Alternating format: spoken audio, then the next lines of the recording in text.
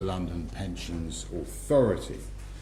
First of all, we have to do a brief bit of formal business, but we'll get on to those as soon as possible. Could people? I'm so pleased. There's a reminder in here to switch off your phone because I hadn't. So if anybody has phones, if you could put them onto silent at least, I'd appreciate that. And can I start first on item 1 to ask our clerk Teresa Young if any apologies have been received for today's meeting. Thank you, Chair. Apologies have been received from Assembly Member Arnold and Assembly Member Shah is attending as a substitute for her today. Also, apologies have been received from Assembly Member Bacon and Assembly Member Prince is attending as a substitute for him today. And also apologies from Assembly Members Duval and Assembly Member Sahota. Thank you very much. Item 2, declarations of interest. Can I ask if any Assembly members have any other disclosable pecuniary interests or other relevant interests, including any declarations relating to gifts and hospitality, which are not currently reflected in the register of gifts and hospitality, where they relate to the items on the agenda today? Are there any members? Any? Thank you very much. So Peter, can I just ask if you have any interests that you wish to declare which are relevant to the business of this meeting or in relation to your proposed appointment to the office of the Chair of the London Legacy Development Corporation? So you just need, excuse me, good morning, you just need to know that I'm the Chair of Network Rail, which is fairly self-evident. But yeah, there's kind of hints at that later on in the agenda, so we shall, but thank you very much for declaring that. The avoidance of doubt is a public corporation with the sole shareholder of the Secretary of State for Transport. Oh, wow. Learned something. Item 3, therefore, members of the committee, can I ask the committee to note the membership and chairing arrangements for the committee as agreed at the annual general meeting of the London Assembly at its meeting on the 3rd of May 2017? Noted. Thank you. Can I also, on item 4, on our terms of reference, can I ask the committee to note the committee's terms of reference as agreed at the annual meeting of the London Assembly at its meeting on the 3rd of May 2017? Noted. Thank you. Can I ask the committee, item 5, can I ask the committee to confirm the minutes of the meeting of the Confirmation Hearings Committee held on the 10th of April to be signed by me as a correct record? Agreed. Thank you. And let's move on to one of our main items of business. Item 6 is the confirmation hearing in respect of the appointment to the office of Chair of the London Legacy Development Corporation. Can I welcome Sir Peter Hendy to the meeting? Thank you. At this confirmation hearing committee. The committee will be the committee will be putting questions to you in relation to the proposed appointment of you to the office of the Chair of the London Legacy Development Corporation. Before moving to the question and answer session, can I ask the committee to formally note the background information circulated with the agenda for this meeting? And for those without an agenda in front of them, that includes a letter from the Mayor to the Chair of the London Assembly requesting the appointment, advising of the appointment. There's a background letter about the role of the Chair of the LLDC. There's a letter from the Chair of the Assembly to Sir Peter Hendy confirming the notice of this meeting. There's a biography of Sir Peter Hendy, and there's a letter from the Chair of the Assembly confirming her decision to conduct a confirmation. So if everyone's aware that they have received that, members must have available to them all relevant information. So let's now move on to some questions. And if I can start off, just reminding the committee that the questions may cover the following areas: whether or not a candidate is qualified for the position, whether the candidate has time and capacity for the position, and whether the candidate is fit, independent and impartial enough to carry out the role of the position, and on the key responsibilities of the London Legacy Development Corporation for the future. So let's start off with the question, if I may. What do you see, Sir Peter, as the challenges and opportunities for the role of the Chair of the London Legacy Development Corporation? And what value would you bring to the role in that context? So, as far as the corporation goes, I mean, I've been, as you all know, I've been around with the original Olympic project since it started, sort of 12, 13 years ago. And after the Games, the concept of having a development corporation and creating a new city in East London, I think has been an enormously exciting one, and actually it's self-evident if you go around the park, as I did a few days ago, that actually since 2012 an enormous amount has happened in that place, which is, you know, fabulous. So the opportunity of carrying on that work, of actually starting to get to the end of the work in the Olympic Park many years earlier than some of the some might have thought, is I think really worth doing. I mean, we'll get onto it, but there are three big issues that need some attention. One is the stadium, one is the culture and education quarter, and one is to do as much housing as quickly as possible. But those all seem to be things which are related to the success of the place, and I think it would be I think it's a great honour to actually have the opportunity to make a contribution to that. So my value, well, you have to decide for yourselves. I've been around in London for many years. I was very closely associated with the Olympic project, and actually quite a lot of the physical development. I understand the relationship between economic growth, development, spatial planning, jobs and housing. I've been associated with major projects. I still am. Some go well, some go badly. I know a bit about that. And in the course of what I've done, in certainly the last 15 to 20 years, I've dealt with multiple stakeholders, including quite a lot that here who are reasonably familiar to me, including all of you. So you can decide for yourselves how close a fit that is, but it occurs to me that there's certainly some skills there which might be useful. And of course, since I left TfL and joined Network Rail, I chair a board. It's a big board of a national organisation, but I just think you'll take other people's view about how well I do that, but it seems to work. Thank you. There have been some criticisms of the LLDC, for example, from cyclists who see that the opportunity of the new development didn't really take that opportunity. They really didn't seize the opportunity for creating an ideal environment for cyclists.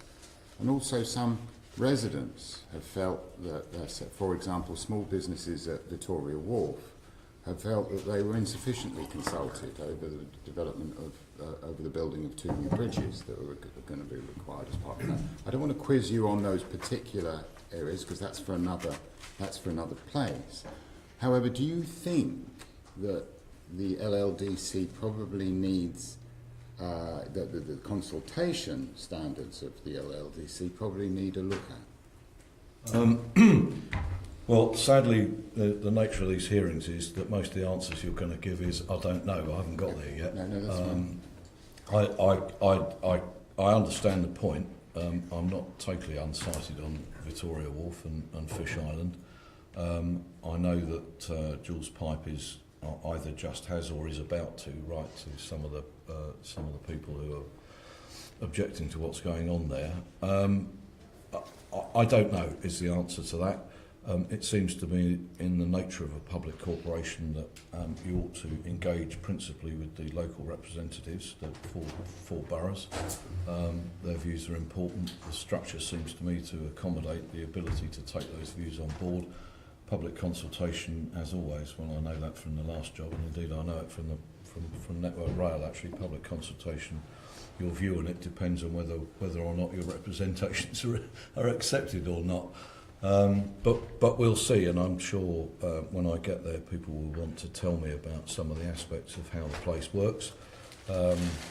It needs to be borne in mind that the chair of the LLDC is not on the planning committee, which is its own statutory authority. I think that's probably right, and I'll make of it what I can. And of course, people are free to write to me in this job as they are in the other job and as they were in the last one. Just one thing I will come to, Assembly Member.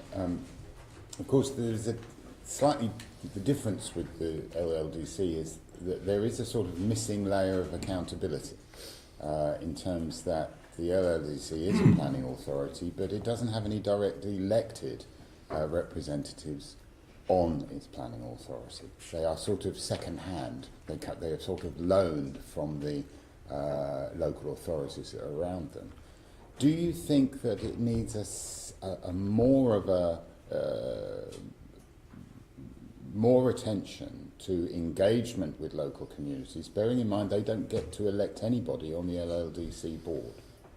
Well, it's certainly a fair point, isn't it? Because except that it's mitigated by the fact that those people on the planning committee are actually members of the local authorities themselves. I can't make a judgment. We'll see. The vast majority of what seems to be done there seems to have gone really quite well. So, you know, if there was evidence of systemic failure, then I suspect they would be more evident than they currently are. But we'll see. Assembly Member Shah. Thank you, Chair. Along the same lines, I have a bit of comment and a question. You mentioned culture and education quarter as one of the key areas of priority. Now it so happens that in March from Regeneration Committee, we produced a report on cultural offer that London has, and during the process when we examined what London has to offer, obviously we had a good amount of input from LLDC, and we also had evidence from local artistic community in particular, who represent the biggest concentration of artists within Europe. Now, I'm not sure whether you're aware, but what became very clear, which is there in our report, is that there is certainly, as the residents and those local communities feel, that LLDC have not properly, to say the least, either consulted or actually worked with the local community. If anything, they clearly stated that if anything, LLDC have been working against the local communities. So recommendation did clearly reflect this particular aspect, where when we asked LLDC to sort of work together with the mayor, etc., and the community. Now, I mean, how would you, because role of the chair would be to sort of look at conflict resolution and see how best you can not only consult but actually work with local communities so that they don't feel threatened or disfranchised. So the first thing is I better read your report, which I haven't. Recommendation 2. Yeah, that's all right. I'll do that. And then, you know, as I get my feet under the table, I'll have a look at how you're raising points that I don't know about, so, or I don't know enough about to be able to make serious comments. So as I get my feet under the table, I'll have a look and see what needs to be done. I mean, my impression is that the LLDC has tried quite hard to get on with all of the aspects of the local community. I know that the current mayor is extremely keen that the LLDC has its roots in the local community, doesn't see itself as being as turning up and being out with it. So the best thing I can say to that is, let me read the report, let me go away and get my feet under the table, and I'll talk to as many people as I can and see what I make of the outcome. And obviously, sorry, Chair, if I can just a couple of minutes. obviously the report sort of pinpoints a particular area of major concerns, but generally, I would say that given the position of the chair, you would have a major role to play in terms of making sure that local communities are on board with aspirations of and the vision of LLDC, and this is something which needs to be done. And I just want you to comment whether this is something you will take on board as priority, so that it's more than just consultation, it's real engagement, real participation, so that those communities for whom we create facilities are not undermined. Sure. I mean, the only thing I'd say again is that the 4 local authorities are represented on the board, and I would expect, as one always should, that you would look at the role of what the local elected authority members have to say about it, because they reflect the views of their electorate. So that doesn't exclude me from having a look myself, and it won't. But as a board, we should maybe look at that together. Thank you. Can I just add on to that with other members, because you've now 2 questions about consultation, about engagement. It's really what we're looking for is what will you bring to what the skills that you're going to bring to what we see as an assembly, or some members of the assembly see as probably a problem with public engagement. Now, you were in charge of TfL, you were in charge of Network Rail. You must know something about public engagement, surely. Well, yeah. Yeah, I think I do. Well, the answer to that is you've both raised issues that you believe reflect a lack of proper engagement with the community. What I do need to do is to talk to the rest of the board, not all of whom I've met, most of whom I know, but some of whom I haven't met in this context. I need to find out from them actually what role hitherto the board has played in that, what role do the local authorities play. It is important. It's important for all public organisations to engage, especially in this. This is essentially, making new places and improving old ones. So it is really important that they engage. What I have learned through public consultation is you can't please everybody, and the right thing to do is to check whether the organisation is properly listening to the concerns and properly answering them. Whether the answer is yes or not is a different question, because it's quite hard to do that. Absolutely. Assembly Member Prince. Thank you. Before I start, I will declare I've got non-pecuniary interest. I have been a member of the West Ham Football Club. Reason I've done that is I want to ask a question about the London Stadium. You mentioned that is one of your priority areas. What do you perceive to be the current issues around the London Stadium? Well, the mayor, when this mayor was elected, he's commissioned a wide-ranging investigation into it, which has not yet reported. There are 2 ways of looking at it. I mean, actually, if you look worldwide, this is the only Olympic stadium which has got any use at all on a regular basis. That's an achievement. And actually, since you can't have the Olympics without having a stadium, finding a use for it afterwards is a pretty important thing to do. You could observe from a distance that the ownership arrangements and the management arrangements are quite complex. There's a commitment for athletics which is certainly looks harder to fulfil than was originally intended, and there will also be financial issues associated with it, because the challenge with a place like that is A, to use it, and B, for it to be not a bigger net drain on the public purse than it needs to be. I'm not going to preempt the outcome of that inquiry. I think the job is, from what I understand about it, it's a pretty thorough job. It looks to me like there are some things to be done to make it simple and elegant, and obviously we need to reduce the cost of it as much as we can.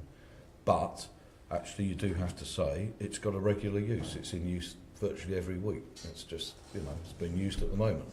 West Ham are in there in the football season. That actually is a very significant achievement compared with most other world stadia.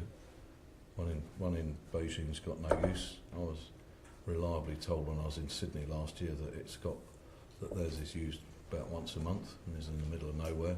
So actually, in comparison to that, we haven't done too badly, really. And as far as solutions are concerned, will you be able to? Do you think you'll be able to look outside the box for some of the solutions? Don't know. Well, whether at 64 my brain's capable of working outside the box or at all, I don't know. But I think one of the things that one would hope out of a decent review about how we got where we are and where it is now is that all of the potential solutions which will make a difference ought to be got on the table, and choose the best of them and get on with it, frankly. Thank you. Assembly Member Russell. Thank you. One of the sort of responsibilities is to work closely with the Mayor and his team to ensure the Development Corporation continues to deliver mayoral priorities for the area.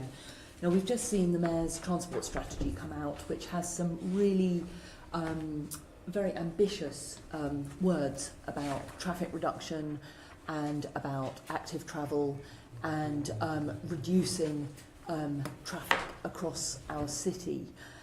And we've already heard people pick up on Fish Island and the problem of a currently walking and cycling bridge being opened up to vehicular traffic, and existing communities and the people who are working in the building that will be demolished where they need to build a new walking and cycling bridge, kind of raising a lot of concerns about why these particular decisions are being made. Now, I actually visited the site with the London Cycling Campaign during the last year's mayoral elections and was actually quite shocked by the road network through the Olympic Park, by how unfriendly it was for people who were walking and cycling. There was definitely a sort of thinking of default mode of getting around in vehicles.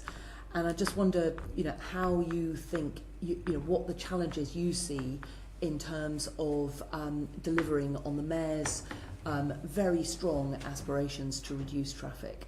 So I've yet to read the transport strategy, but I have it on my dining room table at home. I'll get around to that. But I understand what he's looking for. I mean, you have to remember from a standing start of today, a lot of the park has been planned and much of it has been built out. So there's no point in making aspirational statements for me about what it should be like, because most of it's already there. Mm-hmm. I think there is a question about the extent to which how it's been done and what is still to be done is consistent with the transport strategy, and I'm sure that the corporation will have a look at it, and I'll be interested in what it says.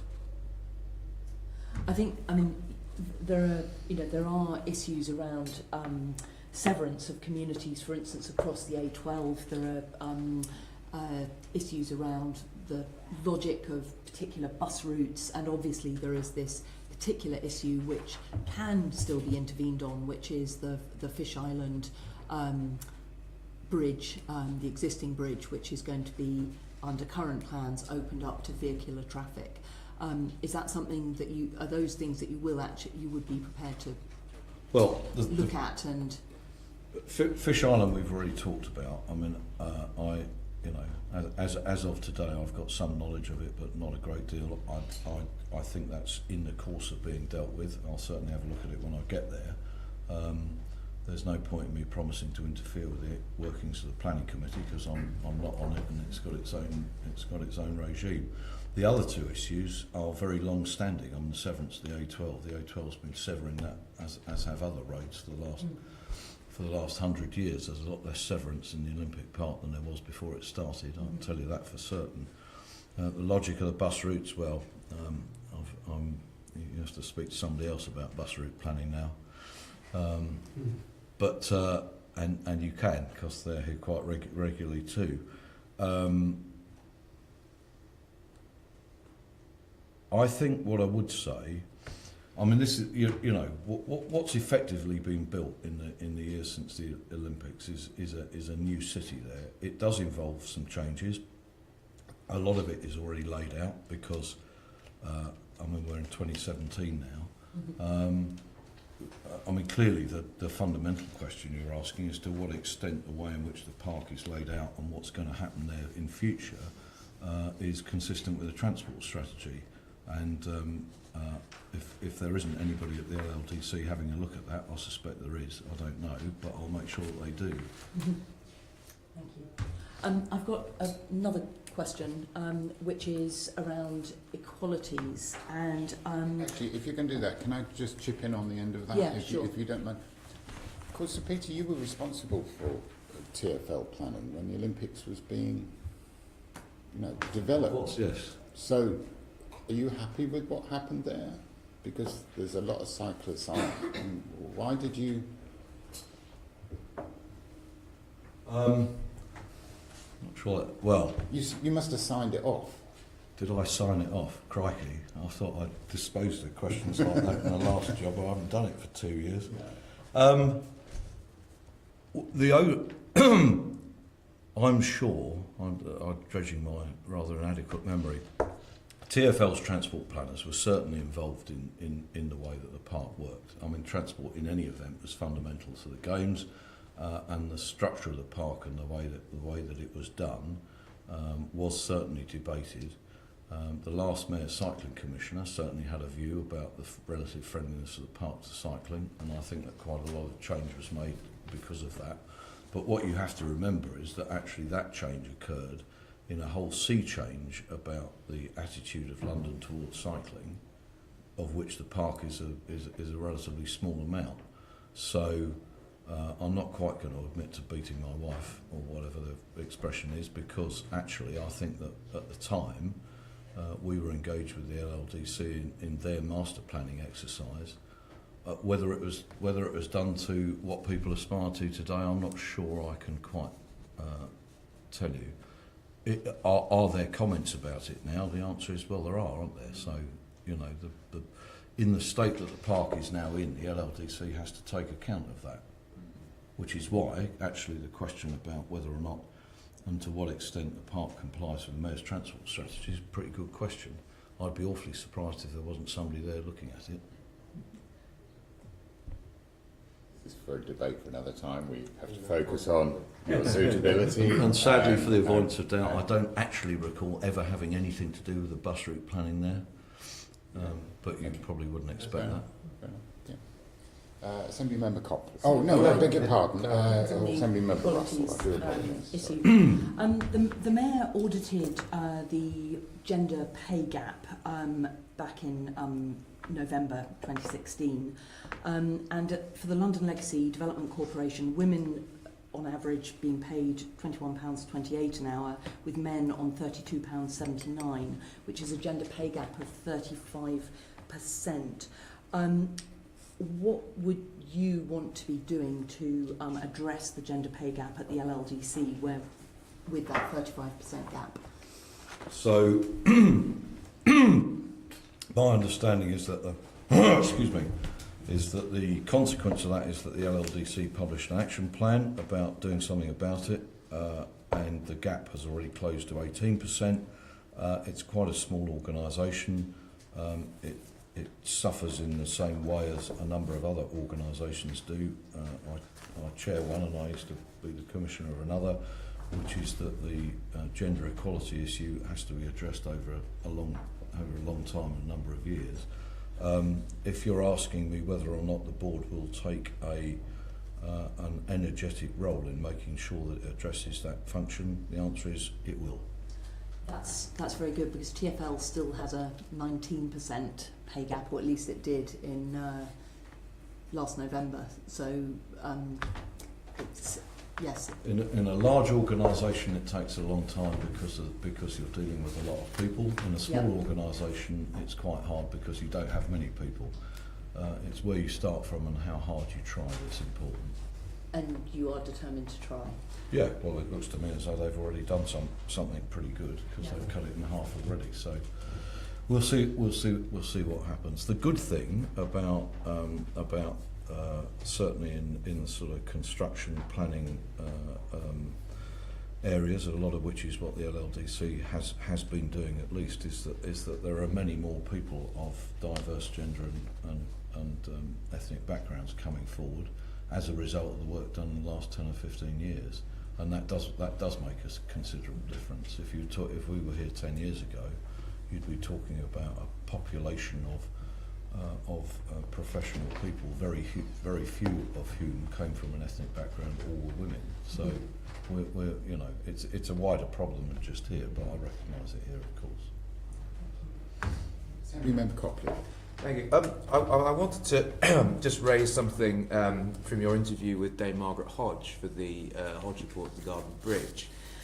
She says, in my discussion with Sir Peter Hendy, he made it clear his view was that the Mayor enjoyed a bigger democratic mandate than any other elected politician and should therefore have the authority to pursue his own policies.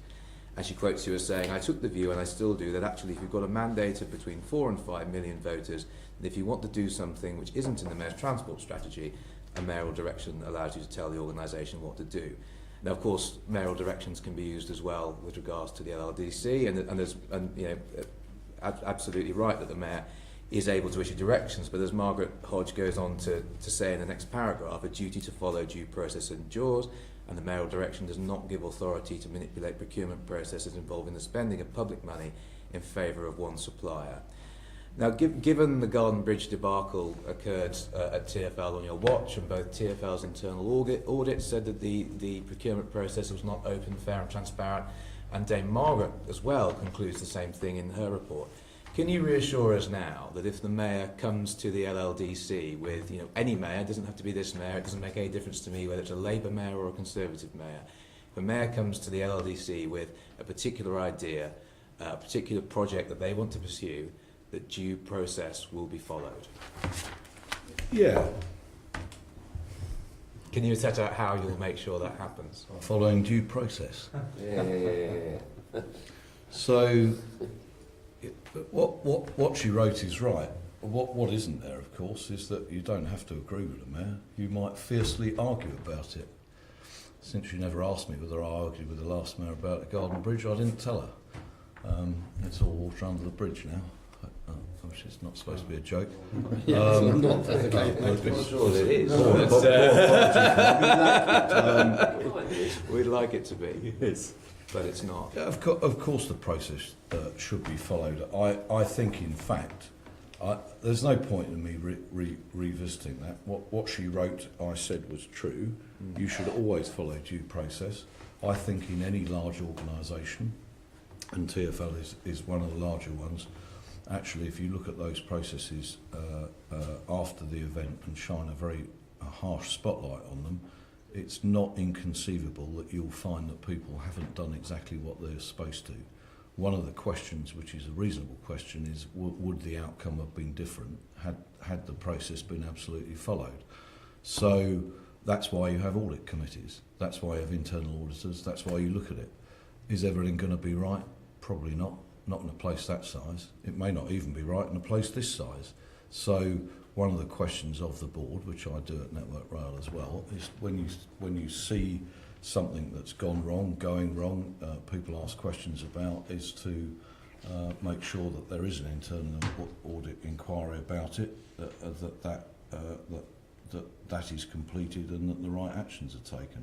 You can't say much more than that, because if you're expecting perfection in these organisations, it's a pretty high bar. What you would expect is is to expect the people to follow the process.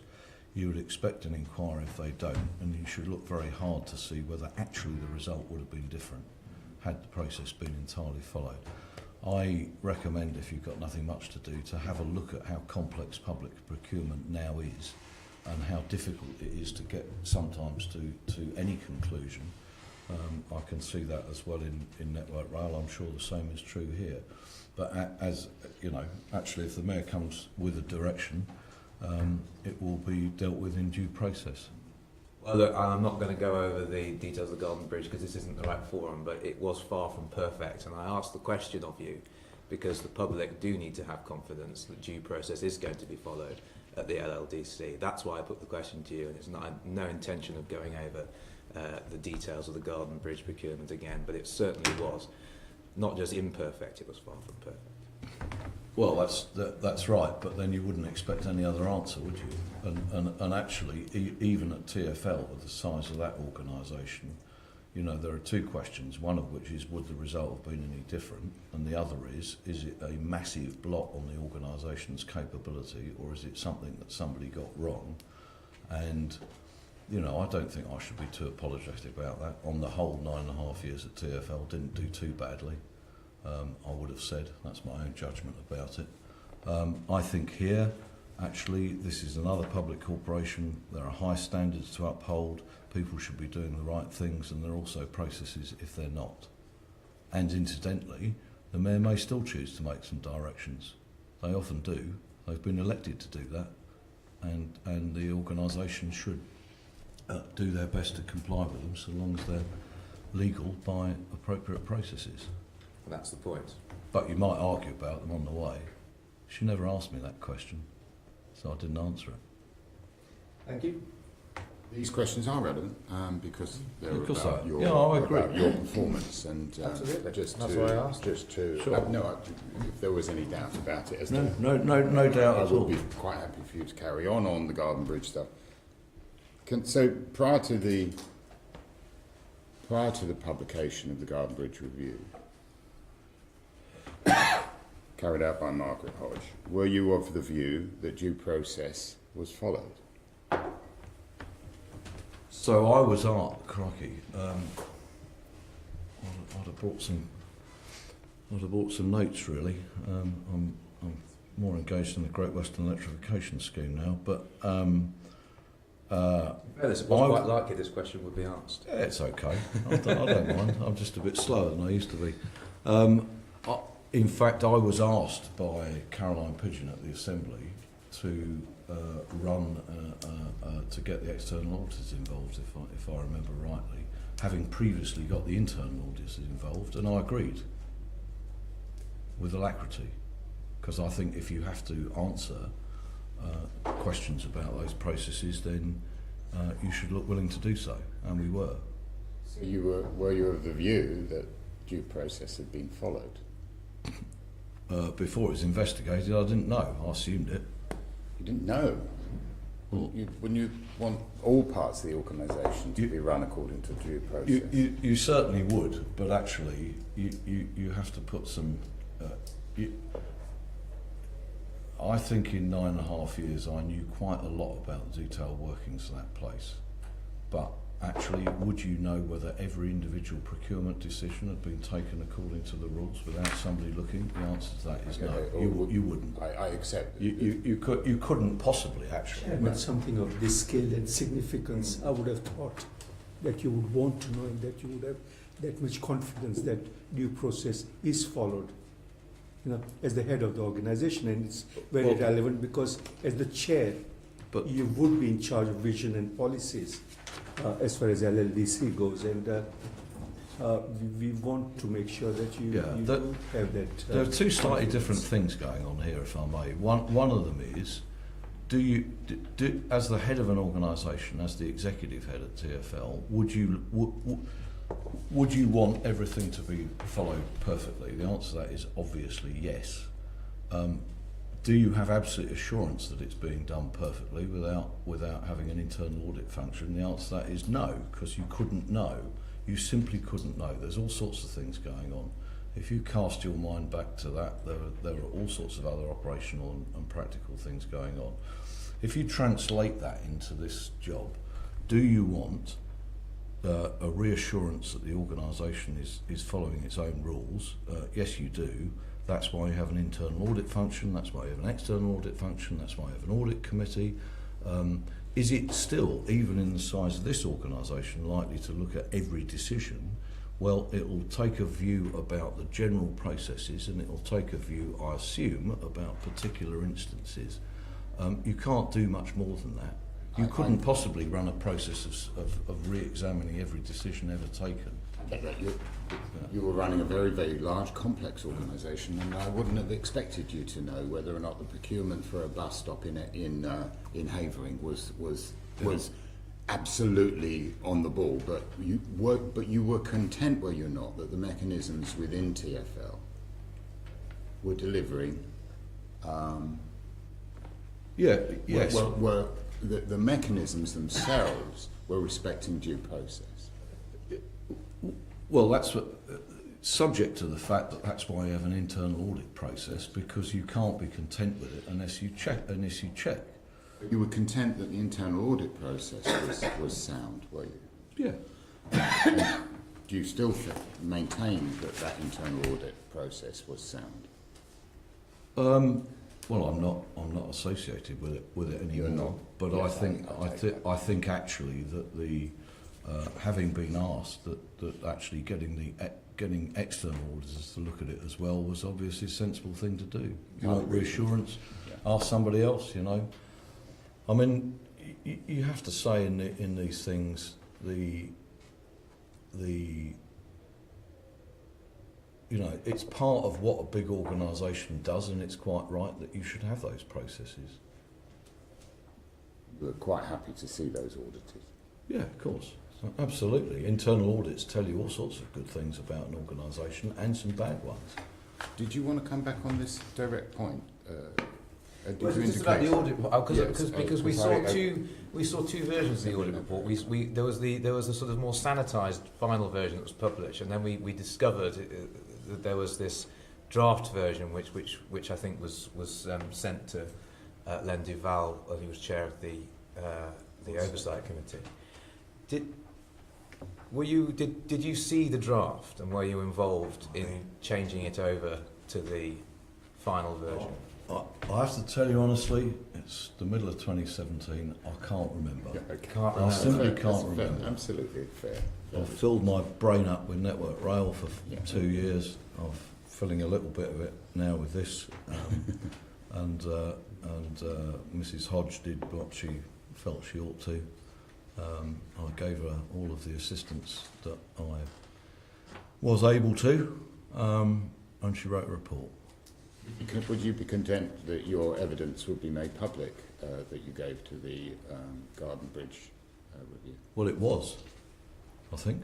The transcripts and the audio. Well, I expect so. If I didn't mean it, I wouldn't have said it. Okay, thank you very much for that. Assembly I member. wouldn't mind reading it myself, though, because I did ask her for that and she didn't respond. That's fascinating. Assembly member O'Connell. Okay. If we could return to the prime subject of this morning, which is the park. I wondered whether we might do that. I thought I'd drag it back to that. It might be useful. We've already touched upon the stadium. Yep. You'll know that the Police and Crime Committee particularly is interested in the general security of the park as a whole. Already mentioned twice, we'll be looking at a new city. Yep. City in the east. You'll have iconic sites, one of which is the London Stadium. I never like saying London Stadium because it gives West Ham the opportunity to call. Anyway, that's another thing altogether. Anyway, Theatre you have the stadium that is also hosting athletic events, of course, and many other events. You'll have ultimately other significant cultural sites, hundreds upon hundreds of housing, which is much to be welcomed. And you'll have a site that is by nature quite porous and accessible, generally, going forward. And you'll have a transport system that is quite concentrated at one end on the underground. Our committee is doing some work around this, and we're going to publish a piece, and you will, if confirmed, have some sort of input on that when you've had time to look at it. But I'd just be interested in your initial thoughts, early I know, around security aspects of what is to be the Queen Elizabeth Olympic Park. So you're absolutely right, Steve. I mean, it's another one of London's many iconic sites from that point of view. It has some advantages because it's been planned relatively recently, and some of what you would have expected to see, I know, has been incorporated in it because of some of the lessons that we've learnt over the last 12 years. the security, particularly around the stadium, I know because of the management of the football crowds and event crowds there, has been actively contemplated by the LLDC, and in fact I think that excuse me, sorry, I think Chris Allison, who was with the Met, has been involved in that. Is there more to be done? Well, in the light of some pretty terrible things happening in the last few weeks, you'd expect me to say, just as I say in the last job, we would actively seek, and I'm sure we would take all of the advice of people who know more about it than we do, who are the police and the security services. Okay. And indeed, there's been improvements around the football stadium, and this is not really the point of the question. No, and but I accept that I do happen to know. Yes, yeah. and that's to be welcome. But it's the Yeah. subject of broader security, Yeah. with all the other key partners there. So I would urge you, you've got a lot of reading, a lot of priorities to look at, but clearly I would suggest that would be one that would be towards the top of your priorities. And from this building, the committee will continue to talk to you and the organisation.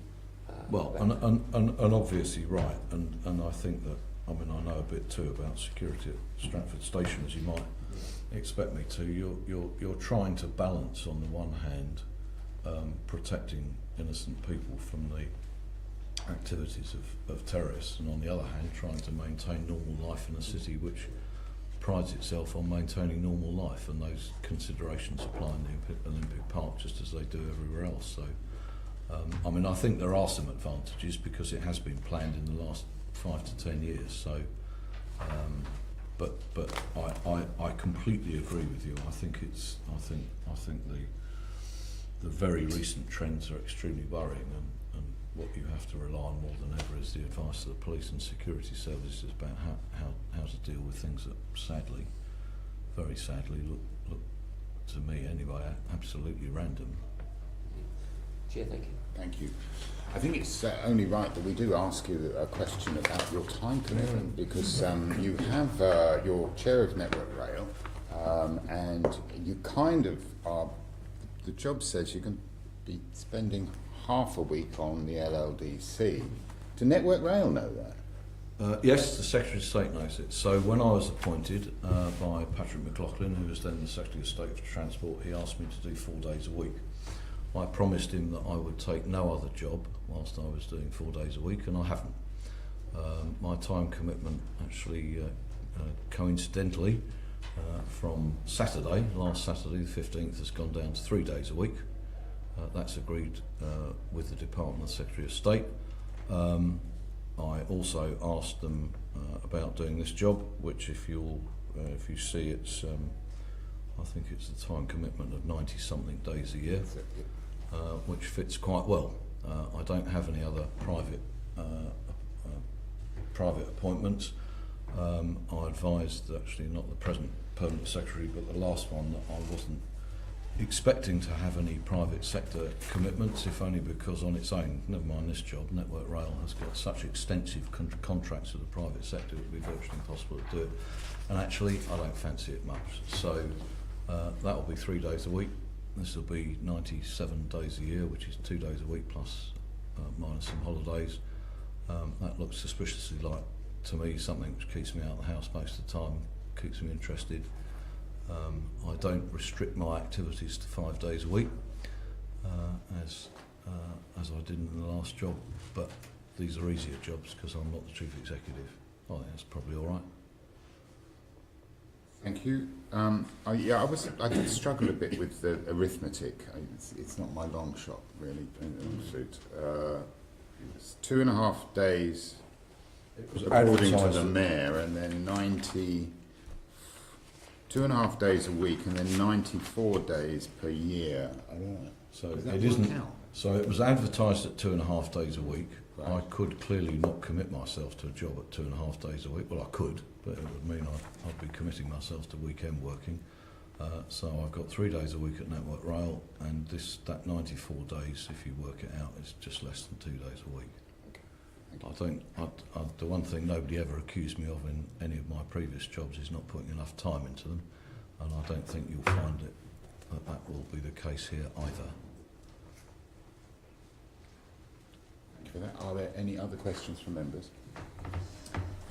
I've just got, sorry, Assembly just Member just Russell. one extra one. I gather that local campaigners, the Olympic Park Coalition for Responsible Development, have recently called into question the Network Rail connection because of the Network Rail owning 6.2 hectares of land, the Bow East Goods Yard, which is very close to the London Stadium, and they're worried about the sort of oversight role within LDC, sort of granting leases to developers to develop land, and the role with Network Rail where leases are granted to developments, on land, land that you own. So it's a public perception issue of being involved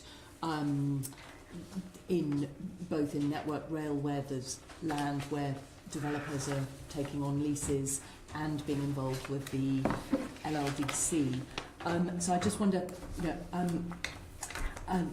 what's your response to their concerns, and also how will you make sure that that public perception is dealt with? Well, I can understand that those things can be conflated quite clearly, which is why I told you at the beginning I was the chair of Network Rail. If anybody's got any doubt, I am the chair of Network Rail. Personally, as the chair of a public corporation covering the country, I'm not intimately involved in Bow Goods Yard. You wouldn't expect it, though you'd be surprised how many pieces of land we own around the country that people do write to me about. So the first thing to say is that the chair of the LLDC has not been a member of the planning committee, and as far as I'm concerned, won't be in the future, hasn't been in the past. So any planning decisions are taken by the planning committee. The second thing to say is that as the chair of Network Rail, I don't.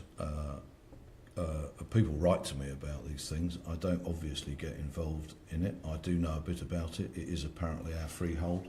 There is a planning application which has been submitted by our tenants, who are people who I think make concrete. My understanding is that the LLDC advised the applicants to withdraw their application. I don't know whether they've done that or not. But in any case, I've seen a piece of paper where it was alleged that I'd lobbied in favour of this, which I haven't. I've never written a letter in my life about Bow Goods Yard, and I shan't be doing so in the future. But in any event, Network Rail is a public corporation, which doesn't mean that everything it does is necessarily attractive to all members of the public.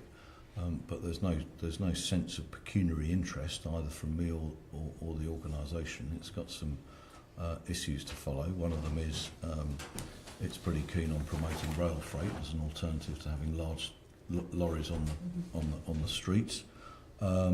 But there's a limit to how you can do it, which is that in the end the freight's got to wind up somewhere, and somebody's got to take it from where it winds up. Just ask you, Sir Peter, I value that question. It's not about that particular issue, to be honest. We're not here to debate that particular issue. There's going to be lots of issues. It's about how you are going to approach it in the future with those two responsibilities, whether or not you think that is a challenge, and whether or not. Well, that's why I declared it, Andrew, because actually it's not semantics to say, do I have an interest? Yeah. That's why I said I do. I'm the chair of a public corporation that owns a lot of land, and some of it round and near the Olympic Park. So the first thing to say is when you smell that there might be a conflict, you should say so, which I've done. That's what I'm looking for. The second thing is, how much do you get involved in it? Well, clearly, if people write to you about it, you should do something about it. If you know that there is an issue, then you should make sure that you understand what the issue is. I did see a suggestion that I had written about this site. It is untrue. I've never written a letter about this site. I wouldn't. I'm the chairman of it. I'm not the property director or somebody dealing with rail freight. So, but you would want to know that actually I would be very serious about making sure that people knew that there might be such a conflict, which I was, so I could have not said anything to the start, but I thought that you ought to know that because I am familiar with it. And we own a lot of land in London. Some of it is round there. Thank you very much. Any other questions? Well, thank you, Sir Peter, for attending today, and thank you for the for everyone's contributions. You are free to go, but you can hang around if you want. If you're worried that we might be talking about you behind your back, we will be. And Nothing new there. nothing new there. And so, thank you very much for that. When are you going to have that conversation? Right. But this is what I'm just going to clear with the committee. Do you want to make that decision now? Yeah. Yep. Yes. Okay. Are there any proposals from the members? Otherwise,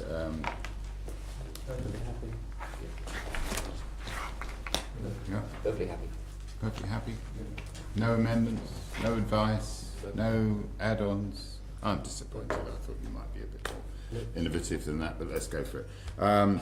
So, if we can, therefore, draft a letter similar to, in my proposal is that it be agreed to recommend to the mayor that the mayor should proceed with the appointment of Sir Peter Hendy CBE to the office of Chair of the London Legacy Development Corporation. Is that agreed by everyone? Agreed. No need for a vote? Very good. Thank you very much. Yeah, thank you. Thank you, Sir Peter. See you again shortly. Cheers.